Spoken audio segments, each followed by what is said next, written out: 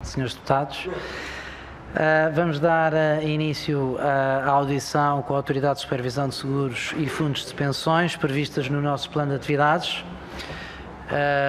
Desde já agradeço ao Sr. Presidente a sua presença aqui para dar os esclarecimentos desta comissão. O formato que nós vamos adotar vai ser uma intervenção inicial do Dr. José Figueiredo Almassa e depois seguem-se os grupos parlamentares por ordem de importância. Eu sugeria que esta intervenção inicial não excedesse os 15 minutos, estivesse entre 10 e 15 minutos, portanto temos aqui uma exposição e, portanto, talvez salientar os aspectos mais importantes e passo de imediato a palavra ao Dr. José Figueiredo Almassa. Muito obrigado. Muito obrigado, Sr. Presidente. Boa tarde a todos os Srs. Deputados. Mais uma vez, cá estamos. Conforme foi sugerido pelo Sr. Presidente, eu vou fazer uma pequena apresentação, uma caracterização do setor e daquilo que temos vindo a fazer e daquilo que planeamos fazer. Portanto, a minha intervenção tem três pontos, três partes. Uma primeira vou tratar dos principais indicadores do mercado, depois os principais desafios para 2017 e as iniciativas regulatórias também para 2017, que já estão a ocorrer, já estamos a meio do ano, que já estão a ocorrer.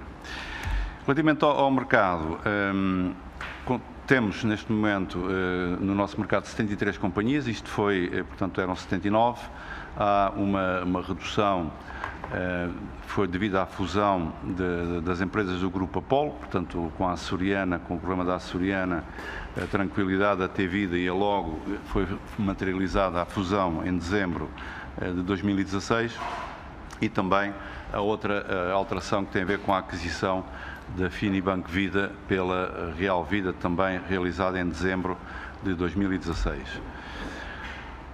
A produção do setor durante o ano de 2016 das empresas sob a supervisão da autoridade fixou-se em 10.202 milhões de euros, portanto 10 mil milhões. Por isso verificámos uma diminuição dos prémios de seguros em cerca de 14,6%, onde para isso contribuiu o ramo de vida com uma queda de 23,7%, à semelhança que já tinha acontecido no ano anterior, e um crescimento dos ramos de não-vida de 7,2%. A composição da carteira do ramo de vida, portanto, e respectivas cotas de mercado, portanto, temos 30 empresas que trabalham no ramo de vida, 19 são supervisionadas por nós, e, portanto, temos também as agências de companhias estrangeiras que são supervisionadas nos seus países de origem, e durante o ano 2016 a totalidade da produção do ramo de vida situou-se nos 6,6 mil milhões de euros, o que representava 61% da estrutura do mercado. Esta mudança, esta alteração, sob o meu ponto de vista, agrada-me, na medida em que o peso do ramo de vida em todo o negócio segurador reduziu e dando lugar, portanto, a um maior negócio no ramo de não-vida. Aqui no ramo de não-vida temos a trabalhar connosco 55 empresas de seguros. Dessas 55, 29 são supervisionadas por nós e a totalidade da produção durante o ano 2016 foi de 4,2 mil milhões de euros, o que representa 39, cerca de 40% da totalidade da atividade seguradora. Há uma liderança bastante clara por parte da Fidelidade, com 26% de cota de mercado, e seguida das Seguradoras Unidas, que resultaram da fusão da Tranquilidade, da Açoriana, da T-Vida e da Logo, portanto foram companhias que entraram nesse universo da Tranquilidade.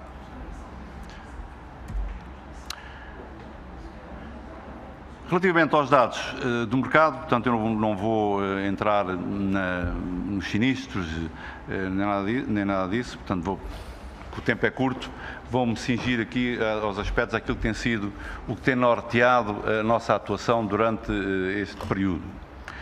Por um lado, a preocupação que nós temos no ramos não-vida com aquilo que é o equilíbrio técnico dos ramos, portanto nós entendemos que todos os ramos devem ter equilíbrio técnico, portanto isso é uma base que contribui para a sustentabilidade da atividade seguradora.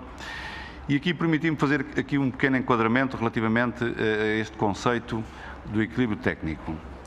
Nós, desde 1988, que os preços do setor segurador são livres. Portanto, cada seguradora fixa a sua tarifa e, obviamente, a tarifa é fixada tendo em conta os critérios e as análises que são feitas dos riscos que estão a cobrir.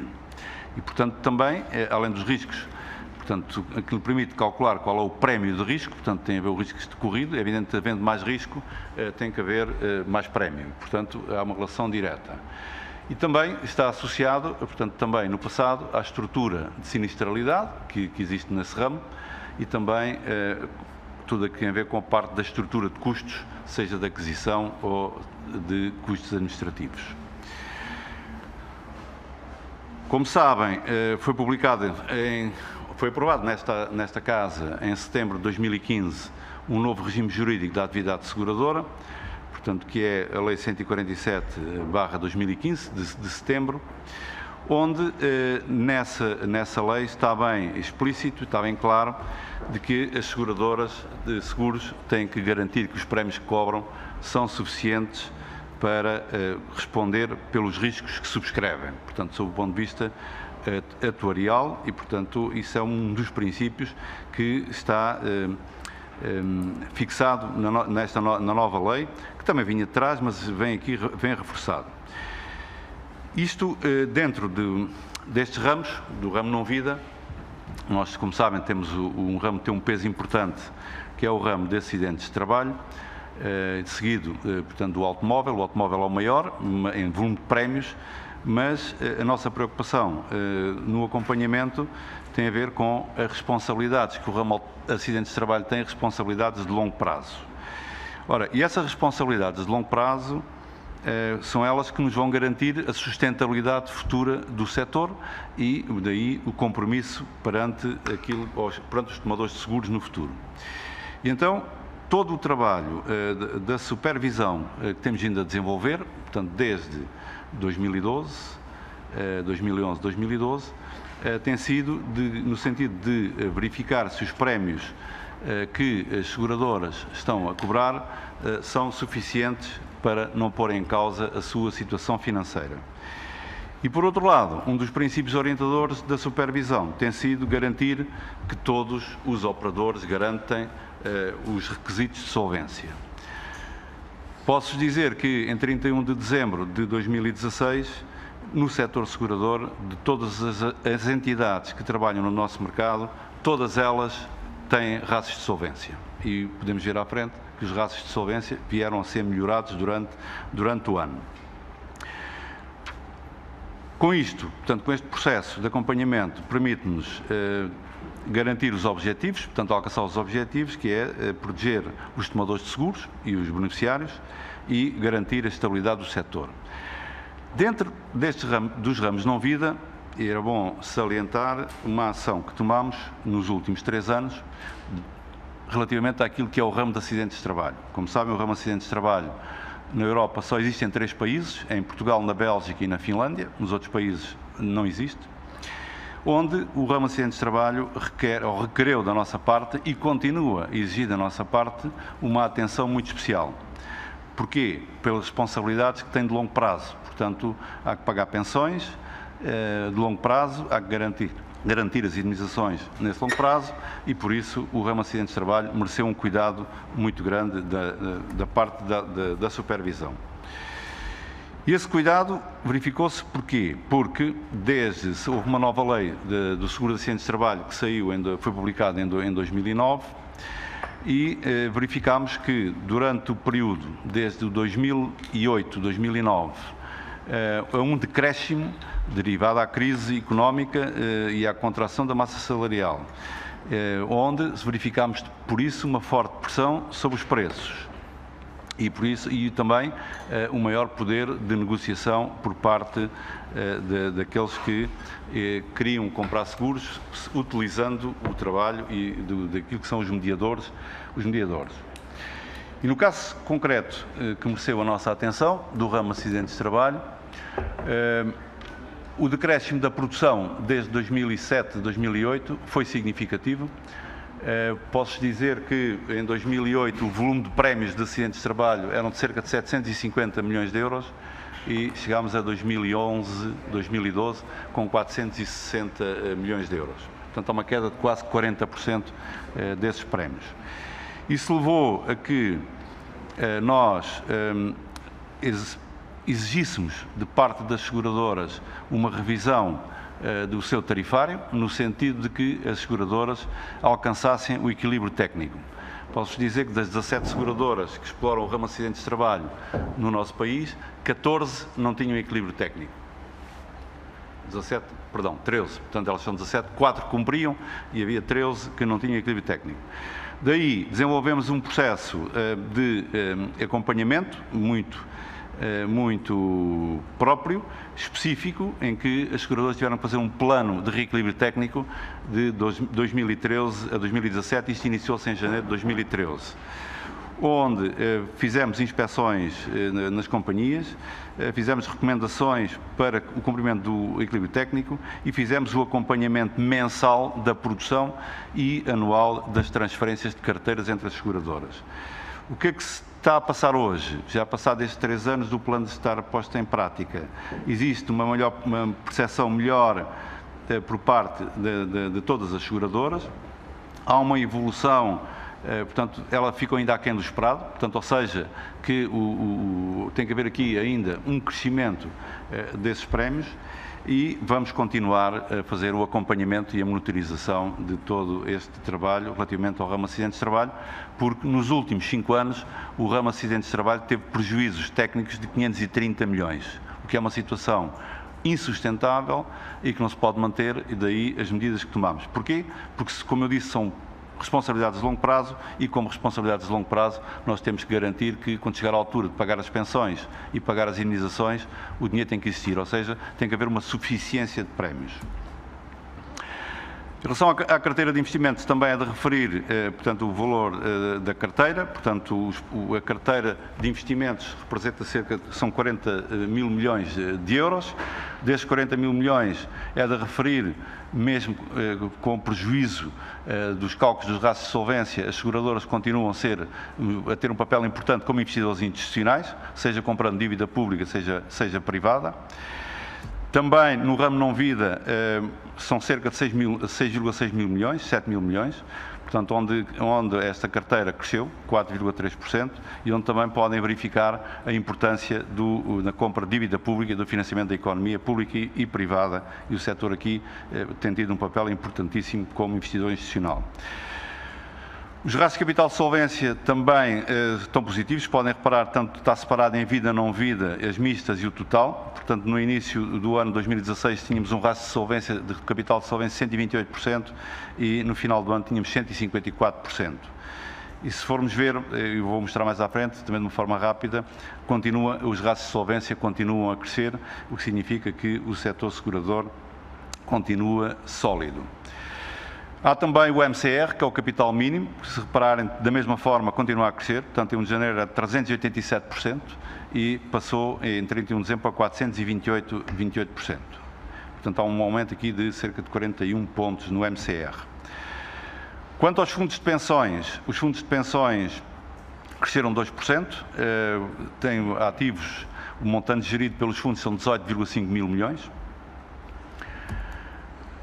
A carteira dos fundos de investimento, dos fundos de pensões também tem um peso grande em dívida pública, portanto são cerca de 30% e dívida privada também. Portanto, aqui mais uma vez o papel do setor no financiamento da economia, através dos fundos de pensões. A produção no primeiro trimestre deste ano, que é importante, cresceu 8,2% face ao trimestre homólogo de 2016. Pela primeira vez nos últimos anos o ramo de vida cresceu 8%, portanto o ramo de vida tem vindo a cair em média 24%, 25%, voltou a crescer este ano, fruto de novos produtos lançados no mercado. E o ramo não vida cresceu também, mais uma vez, 8,5%, resultante do aumento dos prémios do seguro de acidentes de trabalho. Mas, repito, continuam a ser insuficientes os prémios de acidentes de trabalho, têm que continuar a crescer. Os custos com sinistro diminuíram 30%, mas isso é um custo que nós não podemos controlar, os sinistros. No caso do SCR, do rácio de capital no primeiro trimestre, como podemos ver, cresceu outra vez, portanto, continua o rácio de solvência das seguradoras a crescer, portanto, mais 3 pontos percentuais, e o capital mínimo também continua a crescer, portanto, há também um crescimento desse rácio durante este período. Quais os principais desafios para este ano, portanto, para 2017, que já vai em meio? Portanto, participamos nas instituições internacionais que fazemos parte, de regulação e supervisão, consolidar o processo de supervisão contínuo, portanto, a nível tanto individual como de grupo, e atuando de forma preventiva e não reativa, e reforçar a proteção dos consumidores. Isto, num lado, em termos de primeiro ponto, em termos de regulação, segundo, em termos da supervisão prudencial e, em terceiro, em termos da supervisão comportamental. Também acompanhar os processos legislativos a nível europeu, que faz parte do nosso trabalho, e reforçar os mecanismos de monitorização a nível macroprudencial e também participar ativamente no Plano Nacional de Formação Financeira, como temos vindo a fazer. Em termos de iniciativas de regulação, portanto, participamos nas reuniões habituais da EIOPA e, portanto, a nível europeu e transpomos para o nosso sistema tudo, mas eu gostaria só de salientar aqui um aspecto, e para não me alongar mais, para iniciativas legislativas que temos em mão, portanto, é a diretiva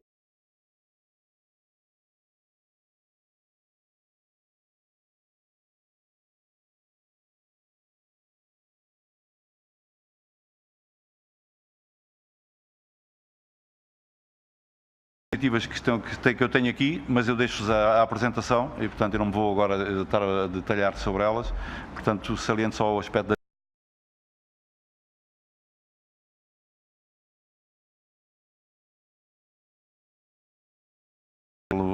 pela Lei 147/2015. E terminava por aqui, ficava à disposição dos outros deputados. Cumpri com uma falha de um minuto, portanto, fica à vossa disposição. Muito obrigado. Muito obrigado, Dr. José Almassa.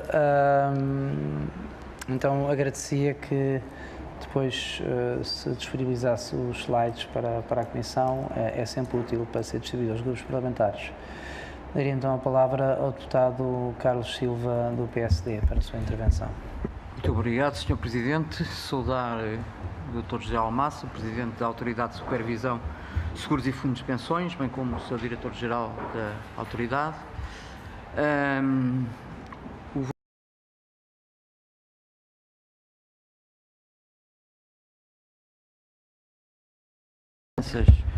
Tem nesta área e eu iria começar por colocar dois temas de atualidade e depois 3 ou 4 temas de reflexão. Os temas de atualidade prendem-se com a tragédia, um deles, que se abateu sobre o país em 17 de junho, de elevadas repercussões, em que existem respostas que têm que ser dadas às populações, em várias áreas, e uma delas prende-se com a atividade seguradora. Eu pergunto se houve intervenção por parte da autoridade no acompanhamento do setor e se tem conhecimento de algumas dificuldades e em que ponto se encontram as peritagens para que o mais rapidamente possível sejam dadas respostas às pessoas. O outro tema de atualidade prende-se com o facto de terem sido efetuadas buscas e apreensão a 4 seguradoras nos últimos dias por práticas anticoncorrenciais. Isso nos pode fornecer mais alguns elementos, nomeadamente o tipo de práticas que estão em causa. Portanto, e neste ponto fechava os temas de atualidade e passaria então a uma reflexão mais aprofundada daquilo que é o plano de atividades e a vossa atividade operacional. Um dos valores primordiais a preservar na supervisão do setor segurador é o reforço da confiança dos consumidores e de funcionamento dos mercados financeiros. Sr. Presidente, eu estou a ouvir um barulho de fundo permanente. Srs. Deputados, agradecia que criassem condições para se ouvir o deputado Carlos Silva. Muito obrigado. Como dizia, portanto, o reforço da confiança dos consumidores é um dos bens fundamentais na preservação da supervisão do setor segurador. Um dos problemas do sistema financeiro, e em particular da atividade seguradora, é muitas das vezes a impressão que o cidadão comum tem acerca da complexidade dos temas que são tratados. E um dos grandes desafios que se coloca à autoridade é a tentativa de descodificar aquilo que é complexo para que seja mais compreensível e se torne mais transparente toda a linguagem utilizada. Este tema prende-se com a educação e a literacia financeira, naturalmente que esta autoridade tem um papel fundamental, mas eu gostaria de saber que medidas têm vindo a ser tomadas pela autoridade neste âmbito. Outro desafio que se coloca ao setor segurador é o impacto da inovação tecnológica e de que forma tem vindo a ser incrementado neste setor mais valor, nomeadamente em que áreas. A poupança é um dos temas fundamentais do crescimento económico e fundamental também para a estabilidade do sistema financeiro.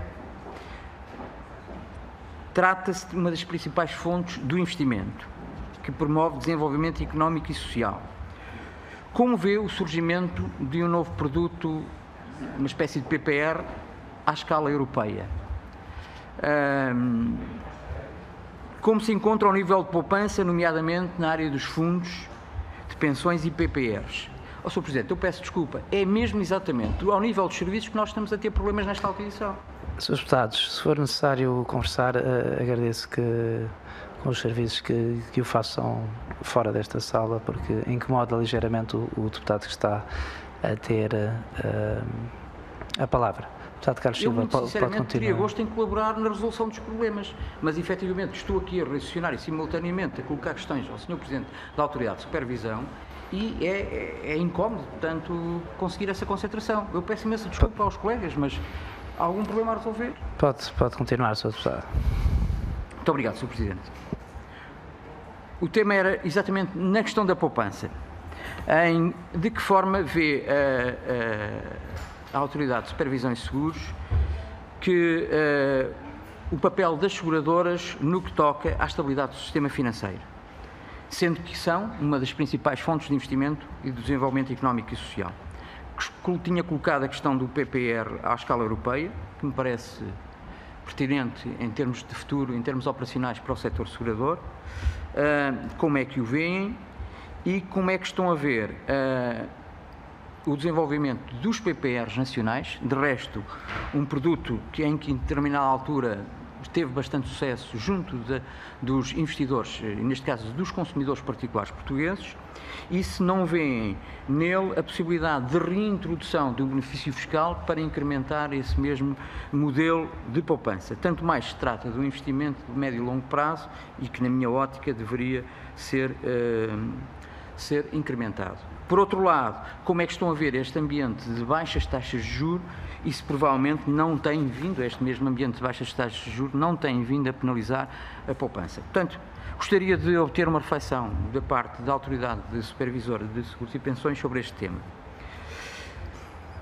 No que toca àquilo que foi o processo de supervisão financeira e de falências no setor financeiro. E aqui ganha especial relevância o tema de governance das empresas, nomeadamente nas áreas contabilísticas, de auditoria e controle interno. Na atividade seguradora concentra-se boa parte destes aspectos que colocam em causa a confiança dos consumidores e, desde logo, porque gera riscos. Nestas condições, considera que as empresas deram uma resposta positiva no âmbito da crise financeira à confiança que era depositada por parte dos tomadores de seguros e na medida em que eles esperam ver ressarcidos daquilo que foram os seus investimentos e, portanto, as seguradoras deram resposta em termos das obrigações, portanto, a cada um do risco considerado. Como está a ver o Sr. Presidente da Autoridade a aplicação do regime de Solvência 2, nomeadamente no assegurar da gestão eficaz e prudente das organizações? Está a Autoridade de Supervisão na posse de todos os instrumentos que permitam avaliar em permanência os requisitos de qualificação e idoneidade, nomeadamente os órgãos de administração e fiscalização das empresas. Um tema também bastante importante na minha ótica. Se ainda existem alguns desequilíbrios nas seguradoras portuguesas no que toca a reforço de capital, com vista a cobrir responsabilidades futuras. E em que dimensão, se existem estes mesmos desequilíbrios, existem. E para terminar, Sr. Deputado? Vou terminar, Sr. Presidente. Relativamente à arquitetura e supervisão do sistema financeiro, também gostaria de obter um comentário seu, na medida em que já ouvi algumas intervenções da sua parte. Considera que foi importante a separação entre o setor, clara, entre o setor segurador e o setor bancário? E já agora, em termos de comentário final, que para mim parece-me que constitui um elogio ao setor, devo assinalar que conhecemos lesados no lado do setor bancário, mas não conhecemos lesados no setor segurador. Portanto, e nessa circunstância também gostaria de obter o seu comentário. E por último, e mesmo por fim, mesmo para terminar, vou mesmo terminar, se já existem condições para a criação de um espaço comum de supervisores de seguros lusófonos, tanto mais que em termos de atividade económica, este é um setor importante, na medida em que grande parte até das nossas exportações são dirigidas a estes países lusófonos, e nessa circunstância, portanto, como é que está a possível constituição de uma rede lusófona de seguros? Muito obrigado, Sr. Presidente. Obrigado, Sr. Deputado. Dr. José Almassa, para responder. Muito obrigado, Sr. Deputado. Procurar, então, responder, seguindo a ordem das perguntas, das questões levantadas. Vamos ver, relativamente àquilo que aconteceu ao incêndio em Pedrógão Grande, naturalmente que nós temos vindo a acompanhar diretamente aquilo que se passa, tudo o que se passou, embora a competência para atuar é das companhias, e as companhias será mais a Associação Portuguesa de Seguradores do que nós, mas fizemos sempre o acompanhamento, não só com as seguradoras também, mas até com o Governo. Portanto, o Sr. Ministro das Finanças falei algumas vezes sobre esta matéria de Pedrógão Grande. E aqui, o que é que foi feito relativamente a Pedrógão Grande? O setor segurador disponibilizou 2,5 milhões de euros, portanto, pôs à disposição para ajudar as vítimas, portanto, do incêndio. 2,5 milhões de euros, que depois são rateados pelas companhias, por todas as companhias, em função do volume de prémios, e também as companhias têm dado indicações no sentido de facilitar toda a análise da sinistralidade. Quero dizer o seguinte: por exemplo, nos seguros onde existem franquias, não se aplicam franquias. Portanto, tem um seguro, há um acidente, tem um seguro de 10% do bem. Portanto, se o incêndio queimou os 100%, não se vai cativar os 10% da franquia, paga-se os 100%. Também existem indicações bastante concretas às seguradoras, no sentido de que, quando, por exemplo, o valor do seguro não está correto, ou seja, o bem vale, vamos imaginar, 100 mil euros, está seguro por 50, não se vai fazer a regra da proporcionalidade, paga-se pelo valor que está seguro. Portanto, o normal seria ratear na proporção. Então, a indicação é pagar pelo que está seguro. Portanto, há toda uma indicação que as seguradoras têm e que têm vindo a praticar no sentido de não complexar, portanto, não criar o processo complexo e facilitar todo este tipo de resoluções de sinistros. Portanto, não levantar problemas. Quanto à segunda questão, como disse o Sr. Deputado, da atualidade, as buscas às 4 seguradoras. É evidente que eu tenho acompanhado e sei o que se passa, embora isso seja um trabalho que não é da Autoridade de Supervisão de Seguros, mas sim da Autoridade da Concorrência, e foi a Autoridade da Concorrência que tomou a iniciativa, não é? Por isso, talvez a pessoa indicada, a entidade indicada para responder o que é que se passa é a Autoridade da Concorrência. Se perguntar que eu deveria estar mais envolvido nisso, se calhar devia, mas, portanto, não sei, portanto, o que é que a Autoridade da Concorrência está a fazer, portanto, isso é um trabalho da Autoridade da Concorrência. Portanto, não posso adiantar muito aí relativamente a essa matéria. O que eu posso dizer aqui ainda relativamente a esta matéria, um pouco na linha da minha apresentação, que eu referi os aspectos relacionados com o equilíbrio técnico, e o equilíbrio técnico é fundamental. Portanto, as seguradoras tiveram indicações desde janeiro de 2013, onde nós obrigámos às empresas das 17 que exploram o ramo de acidentes de trabalho, por exemplo, 13 não tinham equilíbrio técnico, e nós obrigámos a fazer um plano de equilíbrio técnico a 3 anos. E neste momento estamos a fazer a avaliação desse plano, que passava por aumentarem, portanto, os prémios de seguros, no sentido de que esse equilíbrio fosse garantido. Para quê? Porque se não houver equilíbrio técnico, se houverem resultados negativos, significa que isso vai corroer a solvência da seguradora, e se corroer a solvência da seguradora pode pôr em perigo, mais tarde, o pagamento das pensões, o pagamento dos sinistros, tudo isso. E, portanto, o equilíbrio técnico tem que ser feito. E essa indicação que foi feita não foi só relativamente ao ramo de acidentes de trabalho, foi também alguns movimentos que existiam no ramo automóvel também e no ramo na saúde, embora no acidente de trabalho seja diferente. Porquê? Porque o acidente de trabalho tem responsabilidades de longo prazo, enquanto nos outros ramos é mais fácil, em 2 anos, corrigir essas deficiências técnicas, e no ramo de acidente de trabalho demora mais tempo. E por isso, as seguradoras têm indicações para ter equilíbrio técnico, porque inclusive, desde janeiro, quando tomámos estas medidas, inclusive dissemos que ou isto se equilibrava, ou então a própria administração poderia ser chamada, inclusive a ser destituída, se fosse necessário. Portanto, o equilíbrio técnico é para cumprir, porque se não houver equilíbrio técnico, estamos a pôr em causa os compromissos futuros. E, portanto, até hoje isso não aconteceu. Portanto, felizmente, temos o setor a funcionar e portanto, não há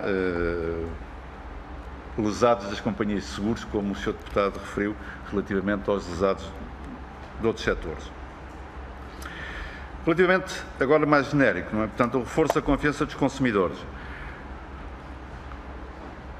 Como é que nós podemos ver esta questão da reforço da confiança dos consumidores? O número de reclamações tem vindo a diminuir. Portanto, temos menos reclamações, menos cerca de 10% de reclamações, 10 não é, volta disso, 10 do que tivemos no ano anterior. Portanto, ano após ano, o número de reclamações vem a diminuir. Onde é que temos mais reclamações? Onde é que elas são mais? É no ramo automóvel, portanto, que é aquele que é o maior. Portanto, no ramo não vida representa quase 50% do ramo não vida. Portanto, e aí são coisas, às vezes, se contabilizarmos as reclamações propriamente ditas, como por vezes algumas nem são reclamações, são informações. E, portanto, mas de toda a maneira, de um ano para o outro, há uma diminuição de cerca de 10%. Naturalmente, que o trabalho que estamos a fazer vai no sentido de educar, não é? Portanto, todo o Plano Nacional de Formação Financeira que fazemos parte ativamente, não se manifesta só no trabalho que desenvolvemos no âmbito do plano, mas também fora do plano. Portanto, nós temos e fazemos permanentemente ações junto de escolas, onde, digamos, divulgamos aquilo que é a atividade seguradora e a importância da atividade seguradora no nosso país e o conhecimento dos seguros.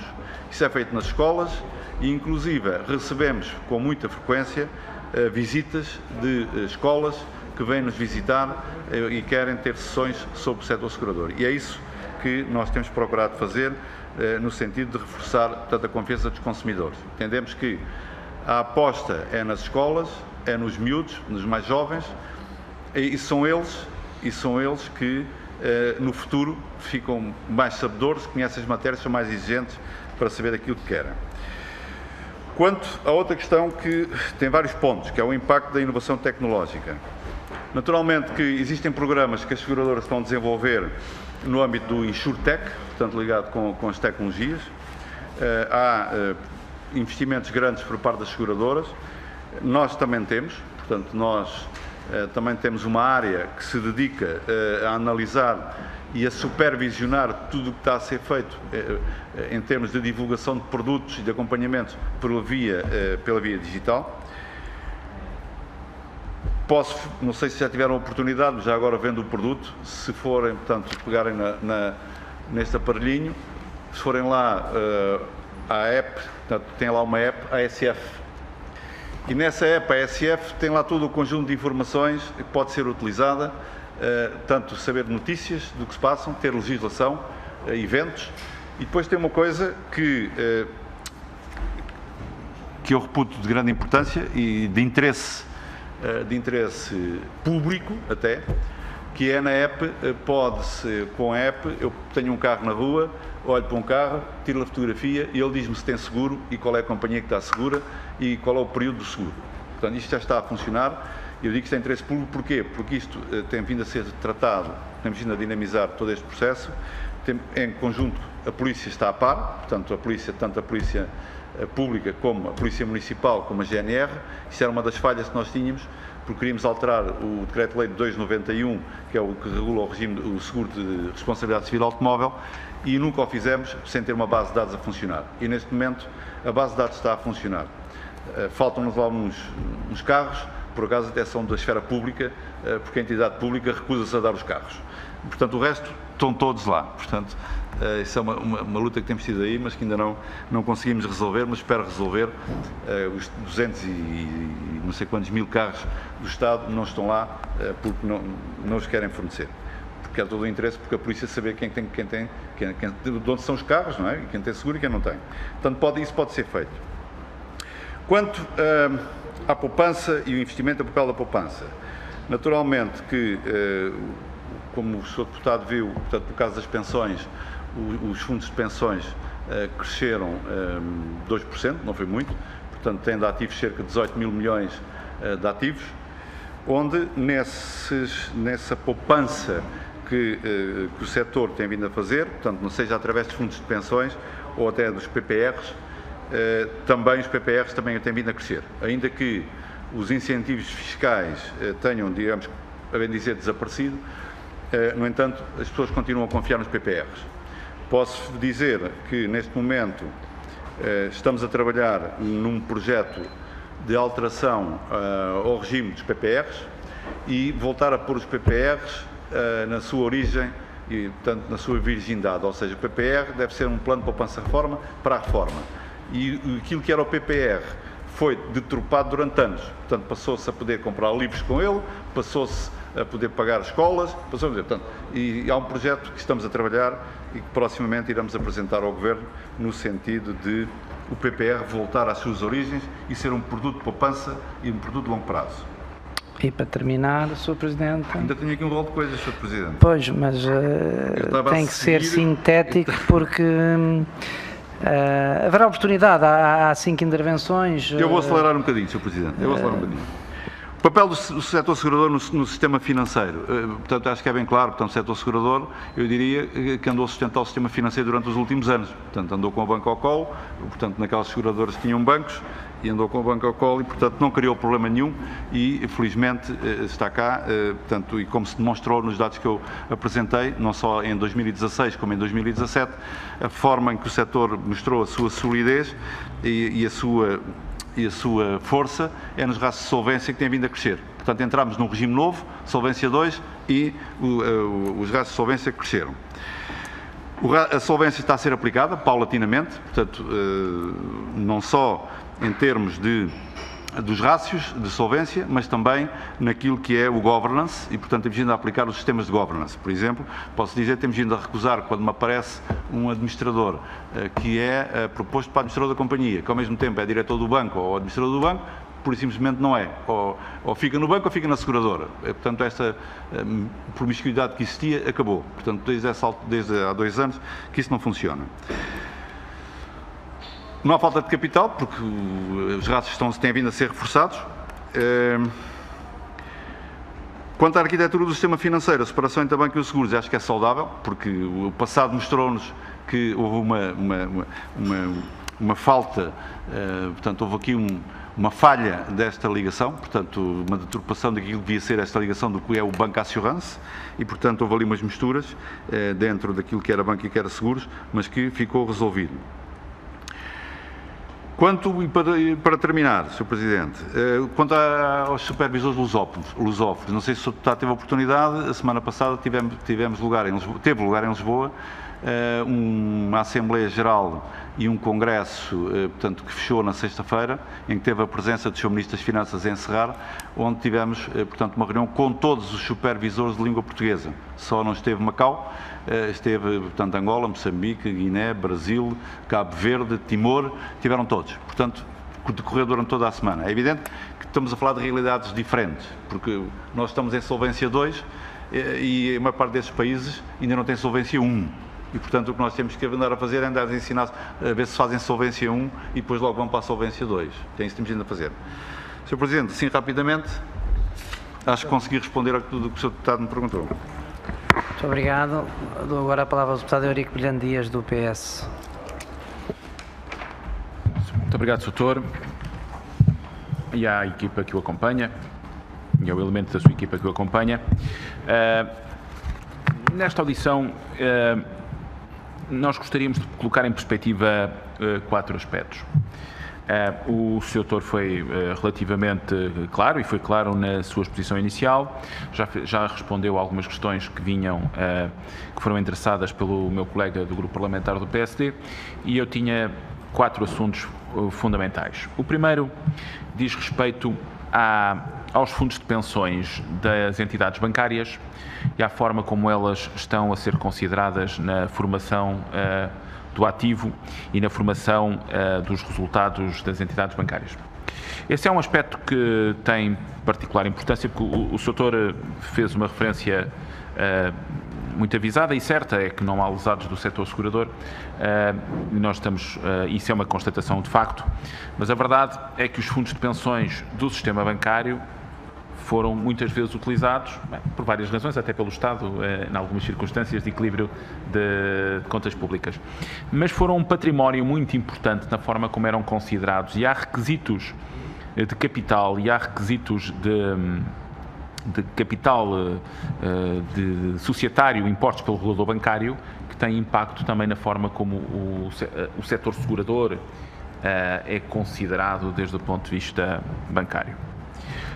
Segunda questão que me parece importante diz respeito àquilo que ainda está fora.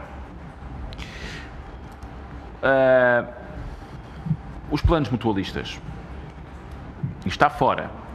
E não lhe peço naturalmente aqui um escrutínio sobre os planos mutualistas, estão fora do seu âmbito. Mas peço-lhe uma alusão a um processo gradual de inclusão progressiva dos planos mutualistas na supervisão da ASF, e se isso é, em seu entender, adequado. Bem sei que isso é uma competência do legislador, não é uma competência da ASF, mas por semelhança a outros casos europeus em particular, eu penso que era útil nós percebermos como é que outras realidades trataram o caso dos planos mutualistas. A terceira questão diz respeito ao sistema de reclamações do setor segurador. O setor segurador tem ramos vida e não vida, tem uma área não vida muito conflituante, que é a área do automóvel. A área automóvel tem muito conflito, quer dizer, basta andar todos os dias na rua e de vez em quando temos posições disjuntivas entre quem bateu e deixou de bater, mas era útil que nós percebemos como é que podemos ter um sistema eficaz de reclamações, onde o supervisor tem um papel, mas onde ao mesmo tempo as companhias seguradoras, os provedores de cliente das companhias seguradoras são atores, num sistema que é, à partida, muito conflituoso e que gera conflitos entre segurados. O meu quarto e última questão diz respeito à concorrência, uma questão que foi levantada já pelo meu colega Carlos Silva e que era útil nós percebermos e termos uma palavra de supervisor, porque a ideia de cartelização no setor é uma ideia perigosa quando nós temos um conjunto de obrigações de seguro. Nós temos obrigações decorrentes da utilização de um veículo automóvel, decorrentes até de créditos bancários no quadro hipotecário e, portanto, há ali um conjunto de obrigações de que, se o mercado não funciona, nós estamos a transferir muito valor para um setor porque o mercado não funciona. E, portanto, era útil que o supervisor hoje, sem prejuízo das competências evidentes da autoridade da concorrência, que não são as suas, mas que nos pudesse, especialmente ex ante e não ex post, ex ante, nos esclarecer sobre aqueles que são os mecanismos que nos permitem perceber se o mercado funciona ou não funciona. E eu diria que estas eram as minhas 4 questões centrais, agradecendo a sua exposição inicial. Obrigado, Sr. Deputado. Dr. José Almassa, para responder. Tem a palavra. Muito obrigado, Sr. Deputado Eurico Dias. Olha, vou tentar responder, portanto, pela mesma ordem já agora, em que pôs as questões. Relativamente aos fundos de pensões das entidades bancárias, referiu que existiram movimentações no passado e que serviram inclusivamente para financiar, portanto, as contas públicas, não, para ajudar nas contas públicas. Mas já foram feitos cerca de 6 mil milhões nessa altura e anteriormente já tinha sido utilizado também. Mas aqui portanto, eu não vejo qual é o reflexo que isto tem na banca em si. Porquê? Porque isto são fundos autónomos. E, portanto, neste momento, este negócio, portanto, passado de transferir para o Estado as pensões em pagamento desses fundos de pensões que estavam na banca, não é? Neste momento, e na altura, quando isso foi feito, e hoje podemos ver isso, quem ganhou com este negócio foi a banca. Portanto, nem foi o Estado que ganhou, portanto, com esta transferência, não é? Portanto, agora, isto são fundos autónomos e, portanto, têm contribuições autónomas e, portanto, isto neste momento não está a afetar o sair da órbita da banca, portanto, ou do fundo. Não há, são todos autónomos, são fundos autónomos. São fundos autónomos. Os fundos de pensões que a banca tem são fundos autónomos. Portanto, é evidente que a banca tem que contribuir com as suas cotizações, com as suas entregas para financiar o fundo, não é? Mas isso não entra nas contas, no balanço do banco. Por isso é que são fundos autónomos. Certo?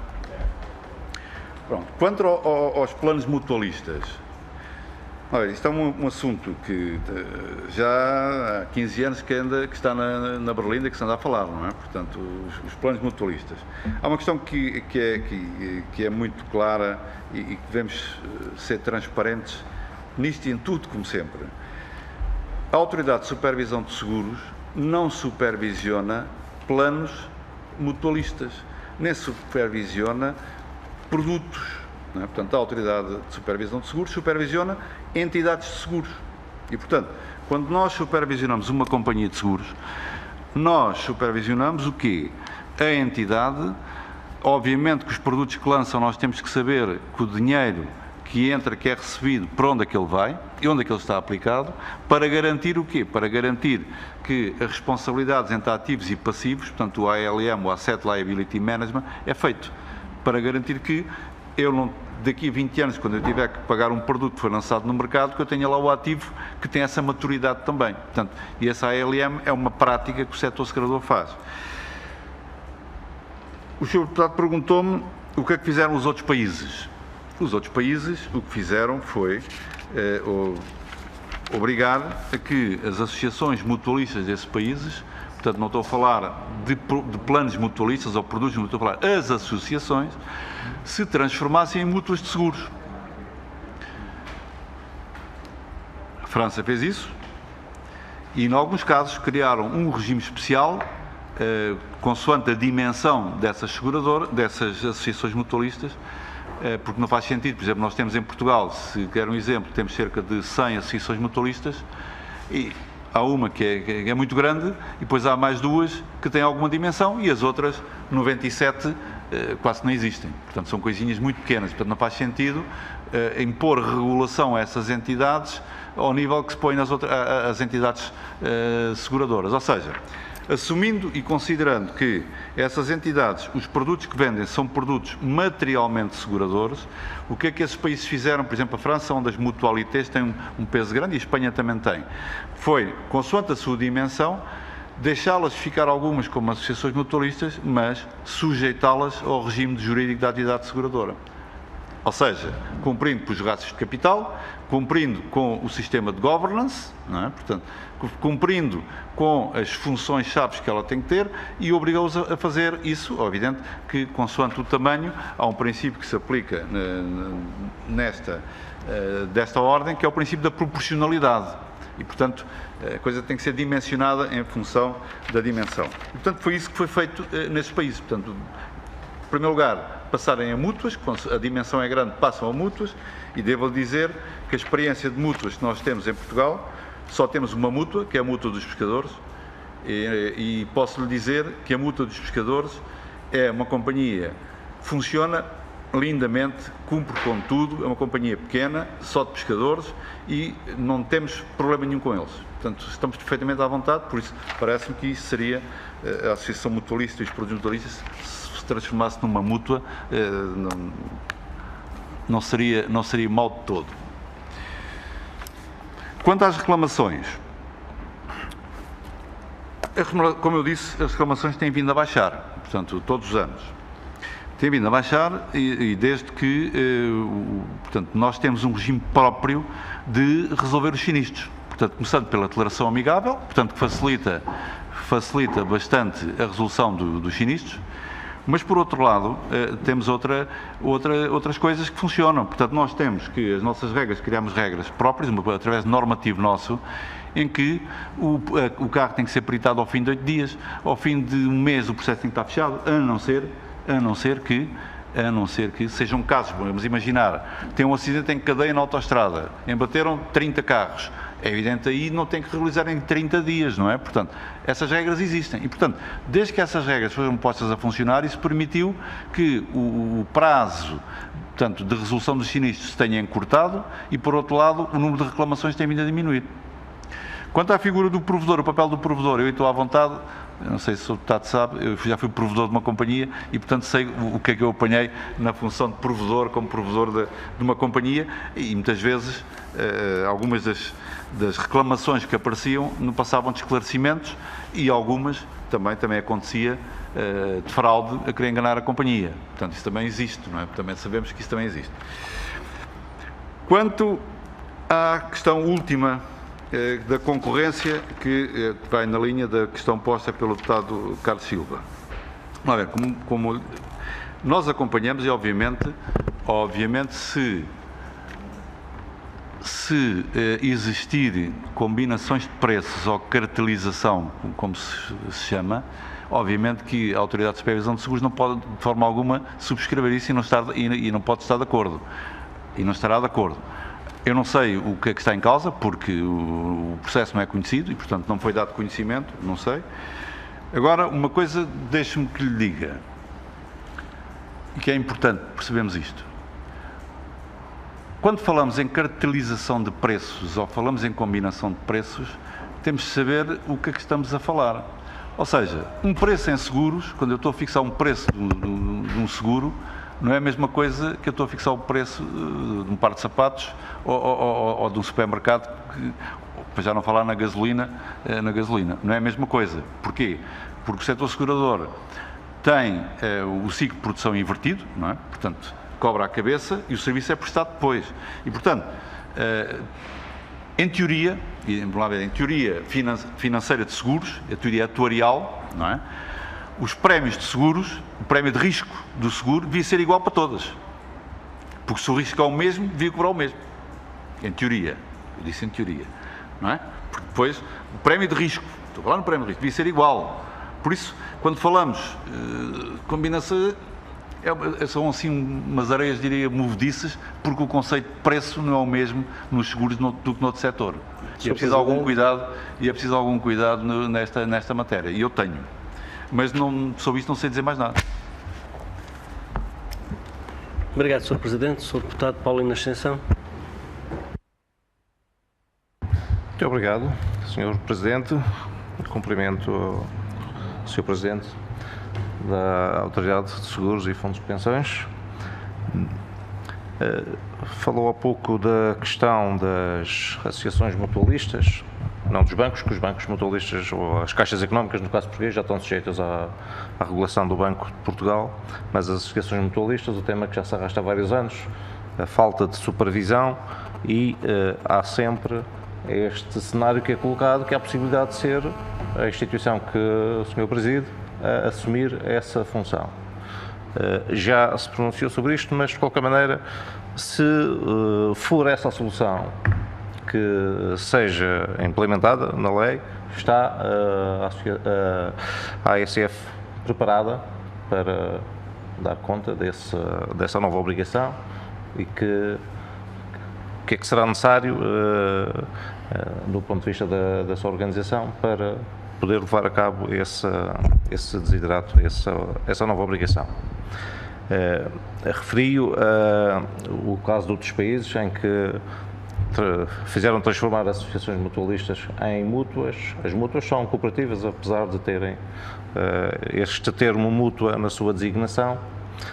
Isto suscita-me uma questão que é até que ponto a forma jurídica da entidade que gera estas atividades, ser associação mutualista, ser cooperativa ou ser sociedade anónima, até que ponto é que isso é determinante para a boa governação e para o bom desempenho e para garantir a segurança, que eu penso fundamental dos utilizadores, dos tomadores dos seguros ou dos produtos equiparados quando falamos de associações mutualistas, tendo em conta que estas organizações são as precursoras da atividade seguradora no século XIX. Foram estas entidades que criaram os seguros que depois, o movimento mutualista, pronto, como é conhecido atualmente, tem os seus fundamentos teóricos nos pensadores do século XIX, mas foram as precursoras e agora, ao abrir da lei portuguesa, estão arredadas de desenvolverem essa atividade de seguro, portanto, as associações mutualistas. Mas não é assim em toda a Europa. Por exemplo, em França, podem promover a atividade de seguros de saúde, não, e só esses. Como é que vê essa situação? Se vê utilidade ou não em alargar o âmbito das atividades permitidas às associações mutualistas? O cenário que aqui traçou, em geral, é positivo, portanto, o número de reclamações tem diminuído, os rácios têm melhorado, portanto, quais são alguma coisa que não esteja a correr bem, quais são os grandes riscos que acontecem em Portugal no setor segurador. Já se falou também aqui da questão da concentração da atividade.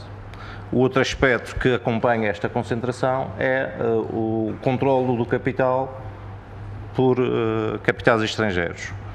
Que riscos é que isso acarreta? Como é que vê também, que comentários lhe sugerem esta situação? Neste capítulo da tomada de posições por capitais estrangeiros, há aquela situação da compra da companhia que era da Caixa de Depósitos, da Fidelidade, pelos chineses da Fosun. Já foi em 2014, portanto já não se trata de nenhuma novidade. Passado um ano, constatámos que depois a própria Fidelidade financiou outras empresas do grupo que a tinha adquirido num valor avultado. Portanto, esta realidade, de que forma interpela as suas responsabilidades, ou a responsabilidade da organização a que preside, e que alertas pode disparar, o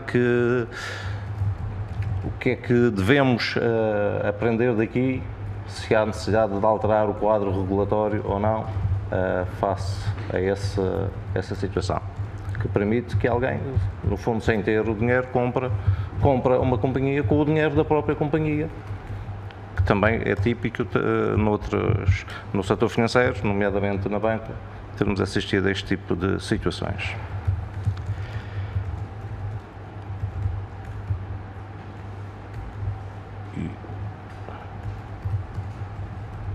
E eu fico por aqui. As outras questões que tenho aqui já foram mais ou menos abordadas pelos colegas que me antecederam.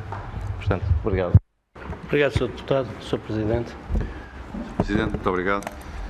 Sr. Deputado Paulino Ascensão, olha, vou começar pelo fim. Foi para a sua última intervenção, vou começar pelo fim. Isso não é verdade.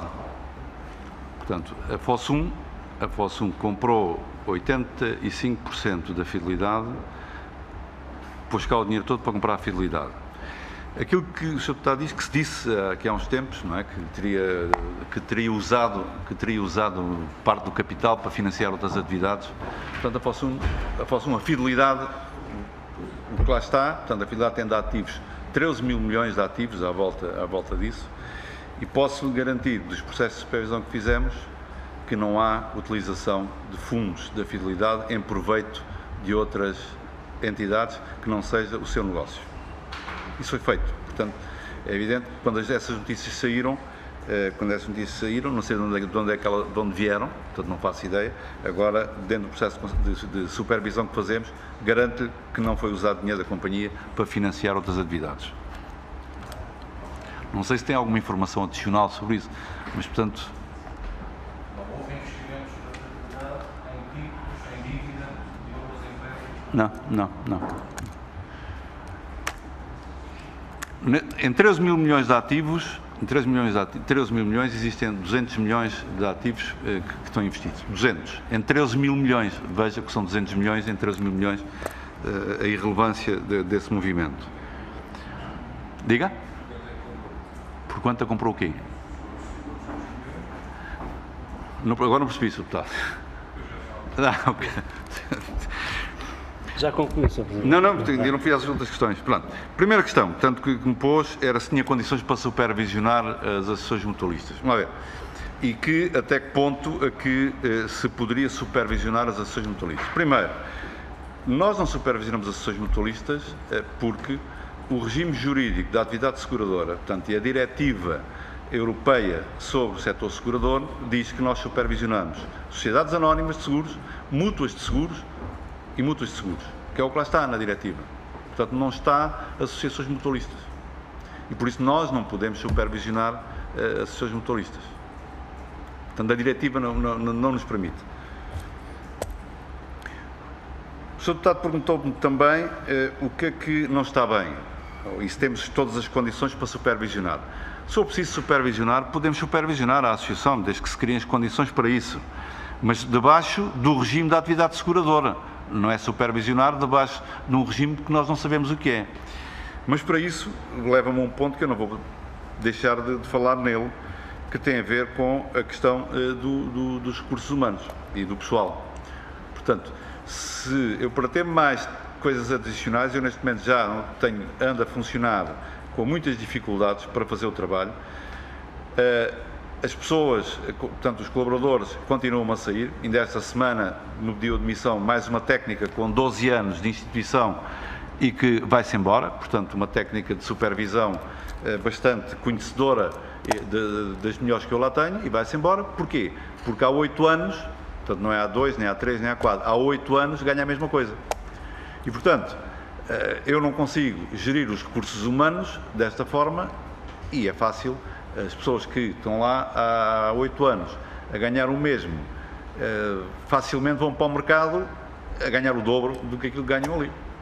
Portanto, uma técnica especializada, que sabe de atuariado, que sabe de finanças, que sabe de economia, porque um inspetor de seguros tem que dominar várias matérias. Portanto, além do atuariado, das finanças, da economia, tem que saber o próprio regime jurídico, portanto, tem que ter uma visão integrada de tudo, de todo. E se eu quiser recrutar alguém nesta área, não tenho onde ir buscar.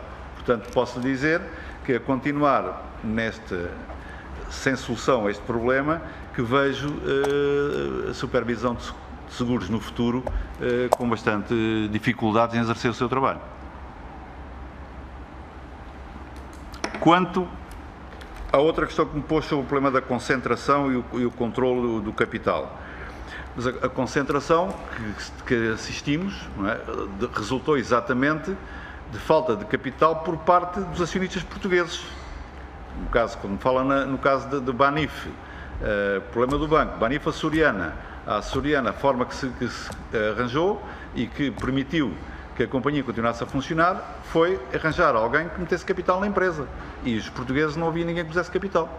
E foram os estrangeiros que puseram o capital, o que permitiu manter a companhia a funcionar. Porque, de outra forma, se não entrasse o capital, só tinha um caminho, não é? Portanto, era liquidar a companhia. E é isso que nós procuramos sempre fazer, não liquidar companhias. E, portanto, arranjar sempre forma dela continuar a funcionar. Fizemos isso com a Açoriana, fizemos isso com a Tranquilidade, e continuam a funcionar. Eu penso que respondi às questões todas dos Sr. Deputados. Não sei se... Obrigado, Sr. Presidente. O CDS-PP, Sr. Deputado António Carlos Monteiro, faz favor. Antes de mais, boa tarde. Queria começar por cumprimentar o Dr. José Figueiredo Almassa e aproveitaria para colocar algumas questões relativamente àquilo que no fundo foi esta audição de balanço sobre o setor segurador. Começava por agradecer as informações que nos deu e depois fazer aqui alguns comentários e algumas dúvidas que esta apresentação acaba por nos suscitar. Sabemos que o número de companhias de seguros diminuiu no mercado neste período, até porque em virtude do que aconteceu com a Açoriana, com a Tranquilidade, e o Sr. Doutor explicou-nos isso, mas também nos disse que, de entre aquilo que são as várias empresas que trabalham, as várias companhias que trabalham no setor, que só supervisiona, a autoridade só supervisiona parte delas. Ou seja, em 30 do ramo vida, só 19 é que são supervisionadas pela autoridade. No ramo não vida, 55, só 29 é que são supervisionadas. E a questão que eu lhe coloco é como é que o facto de só supervisionar parte das empresas que operam no mercado garante, por exemplo, aquilo que é as práticas sãs de concorrência e, nomeadamente, preocupações como, por exemplo, a cartelização, como aqui já foi perguntado.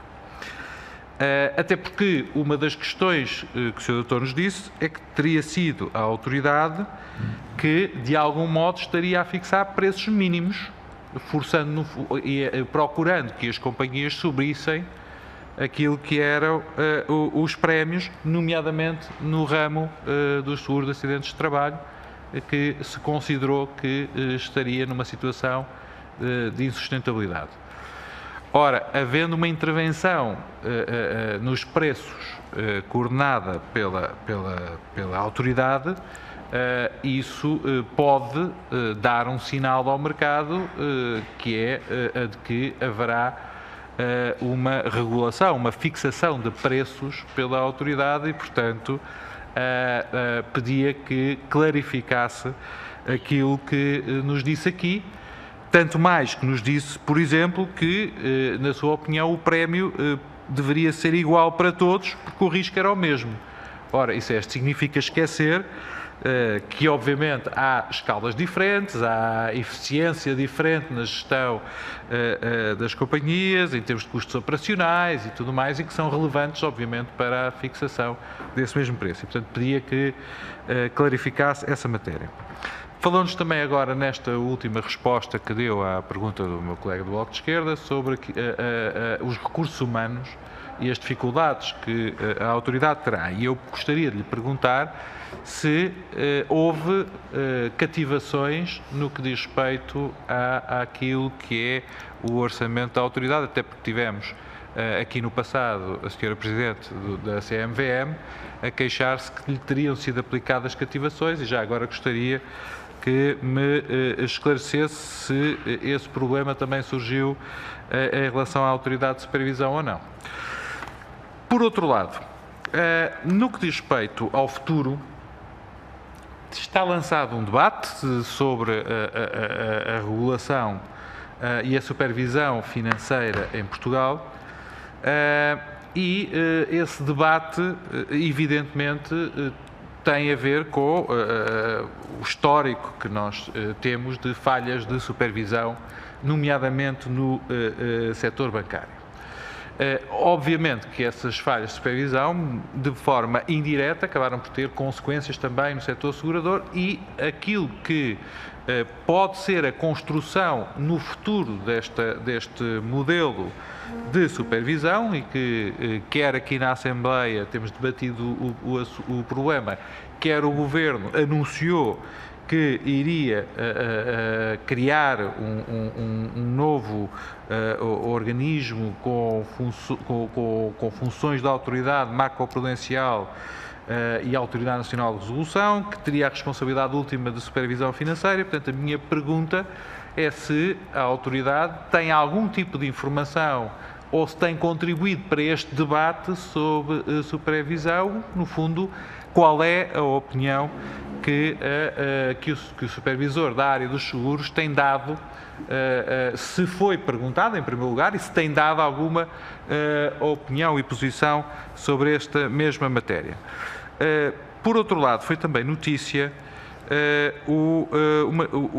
que teria havido uma conferência em que a Associação Portuguesa de Seguros e a autoridade que teriam uma opinião de que, e que era partilhada entre as duas entidades, entre a Associação das Empresas e o supervisor, de que o futuro das pensões passava por uma combinação entre poupança pública e poupança privada, no que diz respeito àquilo que é o modelo de garantir as pensões futuras, penso eu, e pedi-lhe que me confirmasse, tendo em vista aquilo que podem ser dificuldades de sustentabilidade na segurança social. Eu não sei se esta é uma posição oficial da autoridade ou não, e portanto a autoridade de supervisão, e gostaria de que me esclarecesse também essa notícia, tanto mais que em termos daquilo que pode ser a evolução de um sistema no futuro, e tendo a autoridade de supervisão tomado uma posição que se tornou pública em conjunto pelo menos foi a forma como a notícia foi dada em conjunto com a Associação Portuguesa de Seguros, pedi-lhe, como é óbvio, que nos esclarecesse sobre isso. Já foi aqui perguntado antes, mas eu não posso deixar, face à importância do tema, de fazer a pergunta relativamente a se a autoridade tem neste momento alguma informação quanto ao futuro relativamente à supervisão de produtos mutualistas e daquilo que é a atividade do setor mutualista. Porque é evidente uma matéria delicada nesta altura e que tem vindo a ser objeto de notícias públicas e, portanto, tudo aquilo que nos permitir habilitar com a informação para podermos analisar o que pode ser a evolução para o setor mutualista seria também muito útil para nós. Obrigado, Sr. Deputado. Sr. Presidente. Muito obrigado, Sr. Presidente. Sr. Deputado, também seguindo a mesma ordem. Olha, relativamente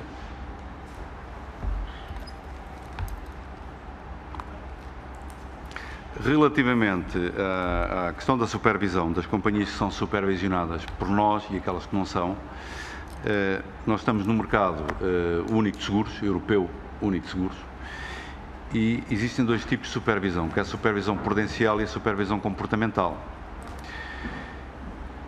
E essas companhias, que são agências ou sucursais de empresas da União Europeia, elas são supervisionadas pelo seu país de origem. E, portanto, as regras são as mesmas. Portanto, as regras que eles têm que aplicar de cumprimento, que eles têm que cumprir, são as mesmas. E, portanto, quando há qualquer dúvida, nós trocamos informações.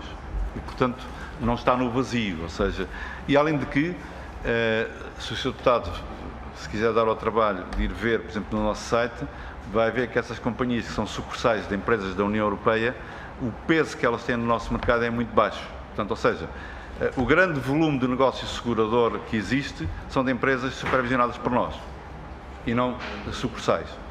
Não sei se reparou na apresentação, até tem lá, por exemplo, em LPS, em livre prestação de serviços, tem 570 entidades em livre prestação de serviços. Se quer que diga, o volume de negócios é muito pequeno, portanto nem sequer há qualquer preocupação da nossa parte. É evidente que, como estamos no mercado único europeu de seguros, quem tem autorização para funcionar em França ou na Alemanha dá-nos conhecimento e pode trabalhar aqui. Não é? Pronto. E é supervisionado prudencialmente pelos seus países de origem. Em termos comportamentais, nós acompanhamos. Portanto, isso é feito por nós. Portanto, não há aqui um vazio. Por outro lado, e relativamente ao outro ponto que o Sr. Deputado referiu, em relação à intervenção nos preços, não houve intervenção nenhuma dos preços da nossa parte. Zero. Portanto, a única coisa que nós dissemos é que o equilíbrio técnico tem que existir. Como não se podem reduzir os sinistros é um acontecimento que tem que acontecer, portanto, os prémios façam como quiser, não é? Portanto, os prémios, ou salvam os prémios, ou reduzem os custos de distribuição, ou reduzem os custos administrativos, tem que ser por aí. Agora, não há dividendos, Sr. Deputado. Vai ver os dividendos que foram distribuídos no setor segurador e diga-me o que é que encontrou. Dividendos. Veja o que os dividendos foram distribuídos. Sr. Deputado.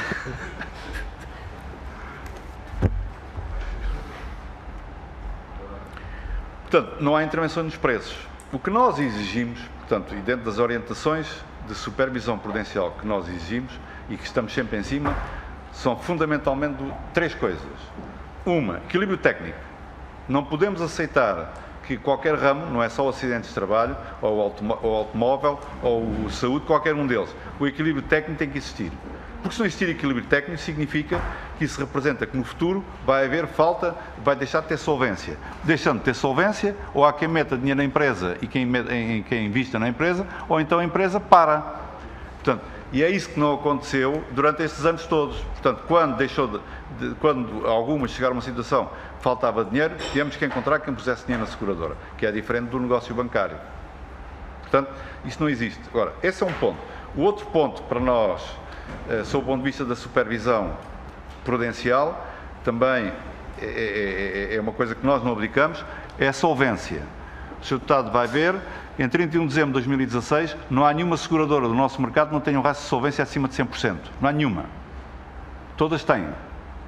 Porquê? Porque há um acompanhamento permanente de parte do supervisor, que andamos sempre a acompanhar as seguradoras. Ainda agora vou sair daqui, tenho uma reunião às 7h30 com uma seguradora, queria falar comigo, e vem às 7h30 vai falar comigo. Portanto, há um problema para tratar, resolve-se logo. Não mande carta, para depois a carta vir respondida daqui por 3 meses ou por 6. Não, vamos resolvê-lo. Depois, o outro ponto também que gostava de referir, portanto, além da parte prudencial, que é o equilíbrio técnico, que é a solvência, que não abdicamos dela, tem a ver com a outra parte, que é a defesa dos interesses do consumidor. Portanto, entendemos que se as companhias tiverem solvência, se forem solventes, e, portanto, os consumidores estão defendidos. Por isso é que nós não tivemos, como disse o Sr. Deputado Eurico Brilhante Dias, não há lesados das seguradoras. Portanto, e é por isto que isso não existe. Outro dos pontos que o Sr. Deputado tocou foi a questão das cativações. Tivemos cativações também.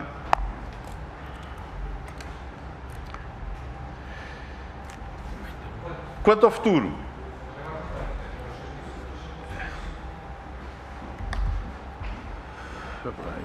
pergunta-me bem, mas se quer que eu diga, não me recordo bem qual foi o montante.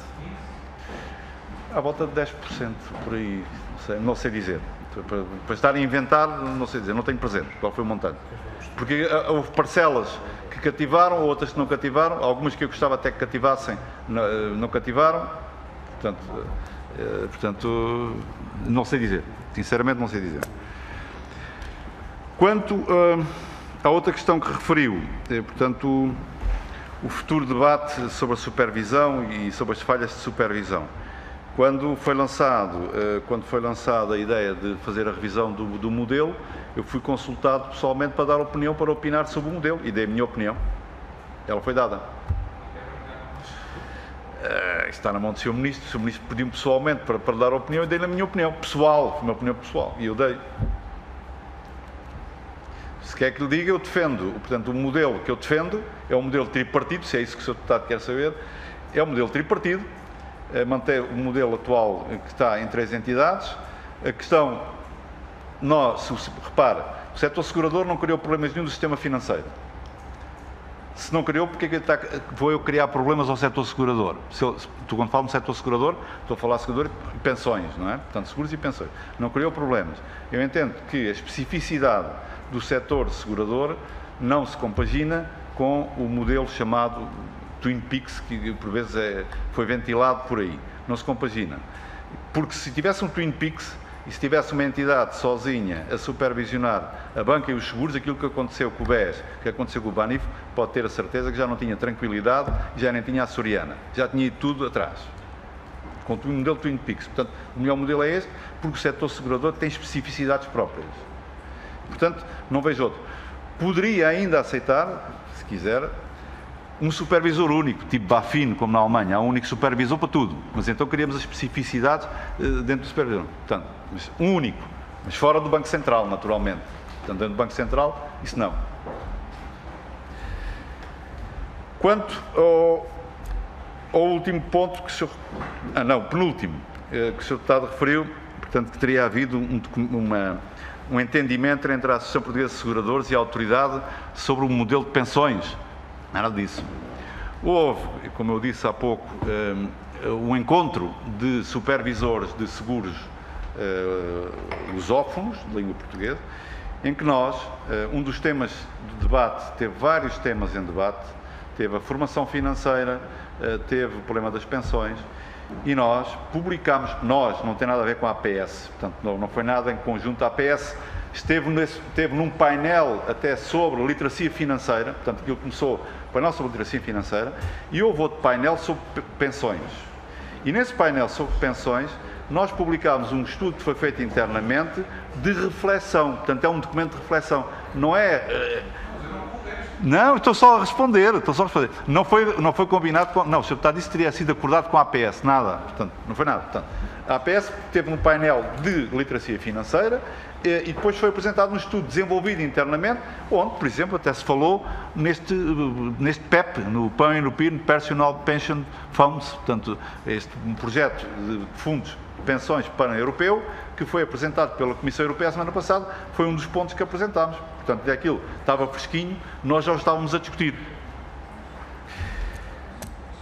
O último ponto, eu penso que já teria respondido anteriormente relativamente à associação mutualista, que o Sr. Deputado tinha, eu penso que já o teria respondido a outros Srs. Deputados anteriormente. Acho que já teria ficado respondido. Obrigado. Obrigado, Sr. Presidente. Muito obrigado. PCP, Sr. Deputado Miguel Tiago, faz favor. Muito obrigado, Sr. Presidente. Eu queria, em primeiro lugar, em nome do Grupo Parlamentar do PCP, cumprimentar o Sr. Presidente e a autoridade e agradecer a intervenção e os contributos que nos deixou.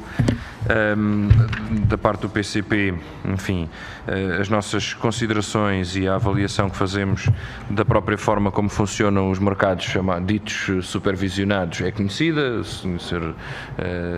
Presidente conhece o nosso entendimento e, aliás, a história, de certa forma, dá-nos razão. Principalmente a história recente dá-nos razão. Acaba de nos dizer que agora não tem havido distribuição de dividendos no setor segurador.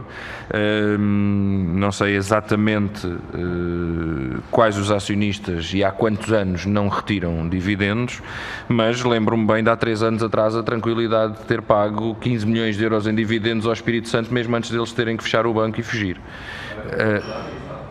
Não é verdade. Portanto, a tranquilidade não pagou 15 milhões de euros em dividendos ao Espírito Santo. Portanto, as contas estavam mal apresentadas. Ok, há acionistas, para ser mais correto, pode não ter sido tudo Espírito Santo. Às vezes apanha-nos nessas imprecisões. Pagou 15 milhões a acionistas. Podiam ser até uns offshores dos quais os Espírito Santo eram ou não titulares.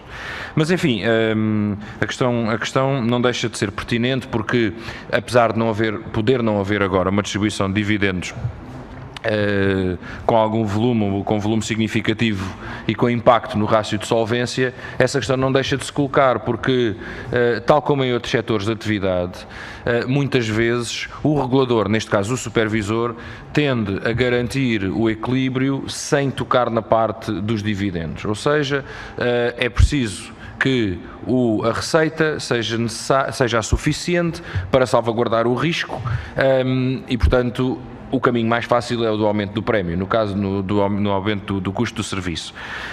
Mas isto não é só nos seguros, enfim, isto é uma tendência do mercado enquanto estiver nas mãos de acionistas privados, evidentemente que pretendem que o último bolo a ser tocado seja o seu. E portanto, antes vai o dos clientes, vão os ativos da própria empresa e só no fim estão disponíveis muitas vezes para mexer na sua parte. Mas isto não é propriamente uma questão, é um comentário àquilo que já veio dizendo ao longo da nossa audição. As questões da concentração e do controle por capital estrangeiro, nós consideramos, e os vários grupos parlamentares colocaram estas questões, e nós consideramos que são questões muito pertinentes. O problema é que não temos nenhuma ilusão quanto ao papel da autoridade de supervisão. A autoridade de supervisão limita-se a garantir o cumprimento dos rácios de solvência. E pouco tem a dizer, muito pouco tem a dizer sobre a natureza do acionista, sobre a concentração do capital ou sobre o controle em mãos estrangeiras. Por exemplo, quando a fidelidade é entregue à FOS1, tal não foi por insuficiência de capital, porque se o acionista quisesse, que era o Estado, teria havido o capital necessário. Portanto, aí está a principal seguradora, à principal seguradora não se aplica o seu critério. Quando há pouco nos disse que a concentração era o resultado da falta de capital nos acionistas nacionais. Muito bem, é uma maneira de ver as coisas e muito provavelmente na maior parte dos casos é real. Na tranquilidade não se pode dizer isso. Na fidelidade, peço desculpa, não se pode dizer isso. Foi uma opção do acionista não ter capital e entregá-la. E já agora, eu pergunto-lhe se no balanço da tranquilidade, da fidelidade, peço desculpa, nesses tais 13 mil milhões que refere, eu pergunto-lhe se não há lá uns milharzitos ou uns milhõezinhos investidos em títulos de dívida ou em ativos financeiros da FOS1. Que há várias maneiras de financiar negócios, não é necessário abater nenhum ativo, basta que o ativo seja colocado em ativos de capital de outra empresa ou em ativos de capital de outro grupo económico. Enfim, por exemplo, se a Fidelidade pegou em 1.000 milhões do seu ativo e os investiu num outro ativo, eles continuam no balanço, então tal e qual 1.000 milhões, desde que estejam cotados como 1.000 milhões. Podemos duvidar se valem mesmo 1.000 milhões um dia mais tarde, mas, portanto, o negócio, pergunto-lhe se não há lá no balanço uma parte que está investida em dívida da FOS1, porque isso na prática vai corresponder ao que disse o Sr. Deputado Paulino Paulino Ascensão sobre o financiamento da fidelidade à sua própria aquisição. Mas é uma pergunta. Sobre as questões da cartelização, nós não alimentamos muitas dúvidas sobre a intervenção das autoridades. Esta matéria particularmente julgamos da competência da Autoridade da Concorrência, a verificação das condições em que se verifica ou não, das condições de cartelização ou não de preços, mas eu pergunto que cooperação e articulação tem tido a Autoridade de Supervisão de Seguros e Fundos de Pensões com a Autoridade de Concorrência no sentido de conseguir apurar ao detalhe a possibilidade de cartelização. Nós, mesmo quando há cartelização, nós sabemos sempre que as autoridades depois vêm dizer que não há, porque arranjaram maneira de não aprovar, não é? Nós vemos os preços da gasolina na autoestrada são iguais ao milésimo do euro e não há cartelização, portanto está tudo dito sobre a cartelização. Mas, ao menos, o que é que andam a fazer para contribuir para a Autoridade da Concorrência conseguir apurar sobre a existência ou não de cartelização? Muito obrigado, Sr. Presidente. Obrigado, Sr. Deputado. Sr. Presidente. Eu vou pedir imensa desculpa porque provavelmente não poderei ficar até ao fim desta audição. O meu camarada Paulo Sá está, porque a comissão de inquérito que eu integro vai começar neste momento. Peço desculpa.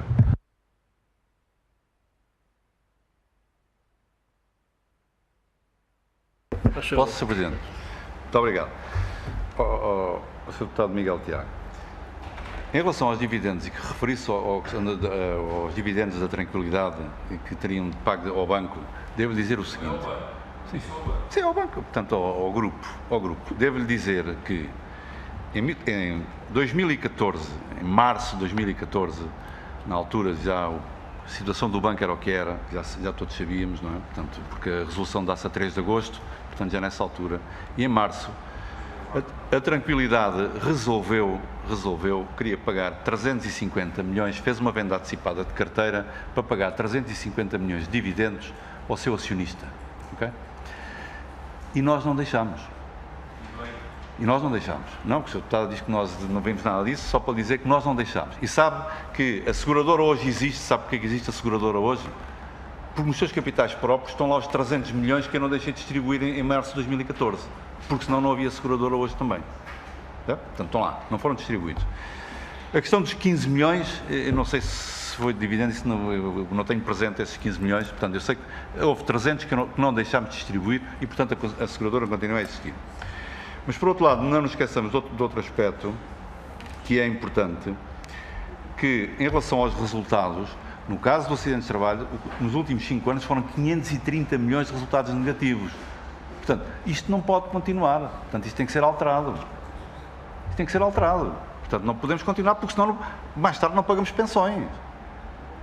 Isto é um negócio de longo prazo, não é de curto prazo. Não é?